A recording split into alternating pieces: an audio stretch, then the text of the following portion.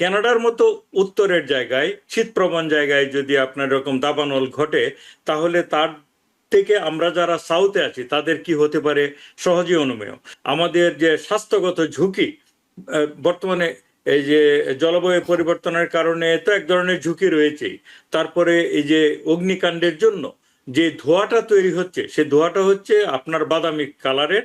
ধোঁয়াতে প্রচুর পার্টিকলস রয়েছে। আমাদের যারা প্রবীণ, আমাদের যারা বাচ্চা, আমাদের যারা গর্ভবতী মহিলা, এই টাইপের লোকজনের জন্য, স্বাস্থ্যের জন্য এটা একটা ভীষণ রকমের ঝুঁকি। হলিউডের সবচেয়ে ধনাঢ্য চিত্র নায়ক নায়িকারা যেখানে থাকতেন, তাদের প্রত্যেকটা বিল্ডিং একদম ফ্ল্যাট টু দি আর্থ হয়ে গেল।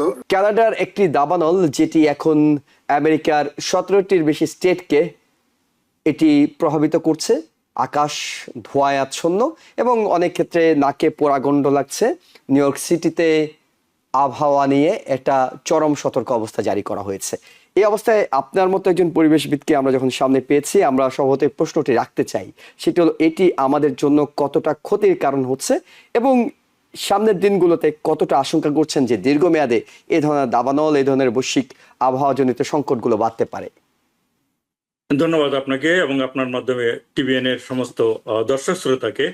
আজকে এই বিষয়টি নিয়ে যে আমাদের কথা বলতে হবে, দাবানল কানাডার, এটা খুবই দুঃখজনক এই জন্য যে এটা কোনো সুখের সংবাদ নয়। 2023 সনে এমন একটা ঘটনা ঘটেছিল, আবার সেটা হচ্ছে। আপনি বলছেন একটা দাবানল, আসলে কানাডার বিভিন্ন অঞ্চলে, সেই north West Province, Vancouver, Alberta, ওইখান থেকে শুরু করে সাসকাচুয়ান, তারপরে হচ্ছে আমাদের ইমিডিয়েট উপরে হচ্ছে অন্টারিও, সেই সমস্ত জায়গাগুলোতে 850টার মতো দাবানল বর্তমানে অ্যাক্টিভ রয়েছে কানাডাতে। এর মধ্যে 188টাকে ক্যানাডিয়ান অথরিটি বলছে এটা মানে খুবই আউট অফ কন্ট্রোল টাইপের দাবানল।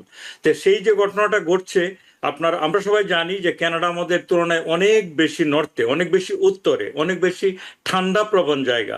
সেইখানে বৈশ্বিক জলবায়ু পরিবর্তনের কারণে এবং এবং উষ্ণায়নের কারণে যে ওইখানের যে বনভূমিগুলো, বিশাল বিশাল বনভূমিগুলো, সেগুলো এতটাই খরাপ্রবণ হয়ে গিয়েছে, এতটাই শুকনো হয়ে গিয়েছে ডালপালাগুলো, সেখানে 850টা জায়গায় অগ্নিকাণ্ড ঘটেছে এবং ব্যাপকভাবে।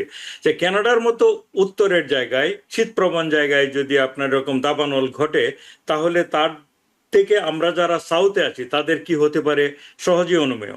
এবং এটা 17টা স্টেটের কথা আপনি বলেছেন, এর মধ্যে পেনসিলভেনিয়া একটা। আমি যেখানে বসে কথা বলছি তার বাইরে একটু তাকালেই দেখা যাচ্ছে আমাদের আকাশ পুরোপুরি ধূসর এবং এটা একটা এক ধরনের ব্রাউন ধরনের কালার। আমাদের এখানে যে অ্যাপেলেশিয়ান মাউন্টেনটা দেখা যাচ্ছে না, আমার ঘর থেকে আদারস তো স্পষ্ট দেখা যায়। তা আপনি যেটা বললেন যে এইটার ইয়েটা কি আর কি, অভিজ্ঞতা তো মানে বলারই অপেক্ষা রাখে না। আমাদের যে স্বাস্থ্যগত ঝুঁকি বর্তমানে এই যে জলবায়ু পরিবর্তনের কারণে তো এক ধরনের ঝুঁকি রয়েছেই, তারপরে এই যে অগ্নিকাণ্ডের জন্য যে ধোঁয়াটা তৈরি হচ্ছে, সে ধোঁয়াটা হচ্ছে আপনার বাদামি কালারের।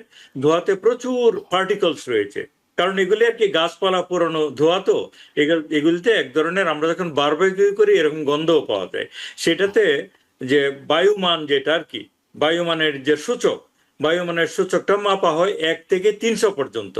100-র নিচে হলে এটা স্বাস্থ্যের জন্য ভালো, 100 থেকে 200 হলে অস্বাস্থ্যকর, 200 থেকে 300 হলে খুবই অস্বাস্থ্যকর, 300-র উপরে গেলে হচ্ছে টোটালি হচ্ছে আপনার হ্যাজার্ডাস, মানে মারাত্মক আর কি, যেটাকে বলে।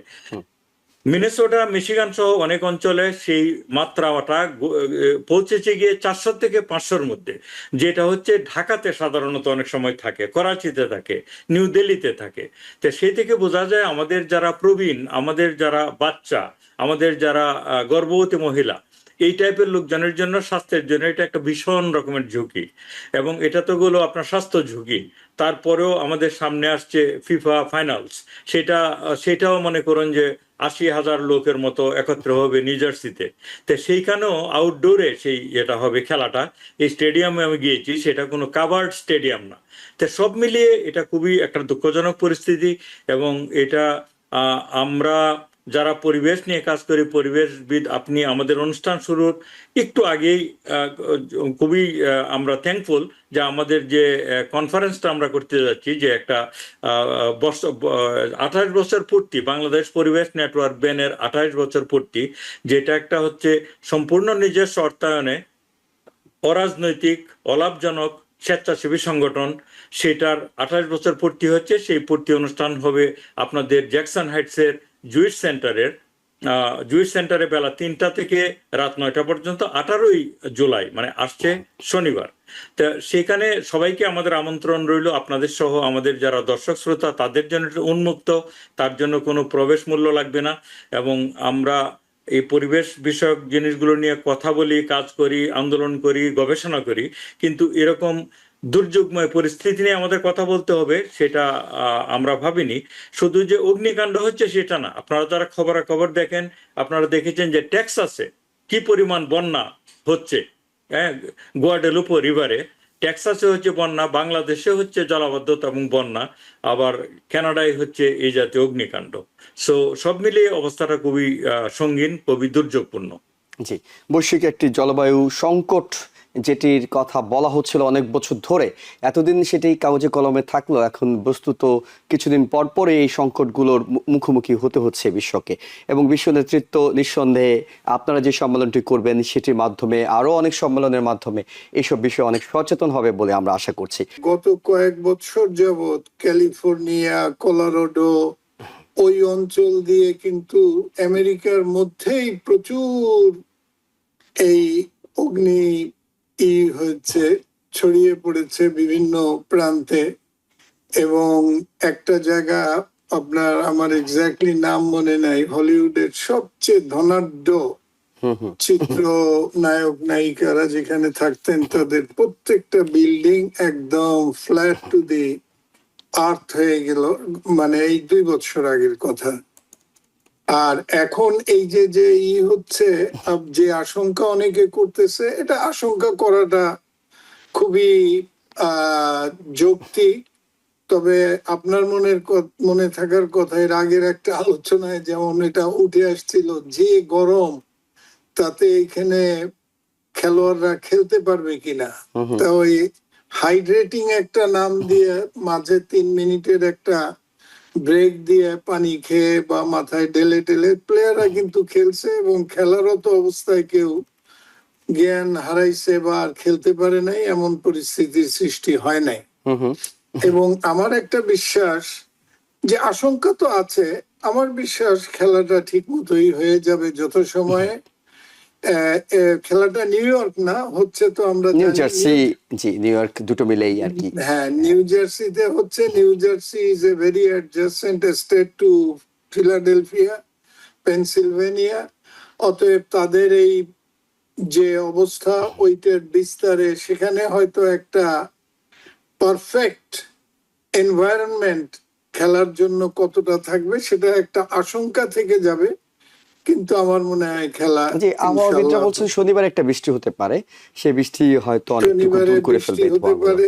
আর ওখানে তো জানেন যে খেলার শেষের দিন যে রাষ্ট্রে খেলা হয়, ফাইনাল খেলার দিন, সেই রাষ্ট্রের প্রধান সেখানে থাকেন। এবং আমাদের জানা মতে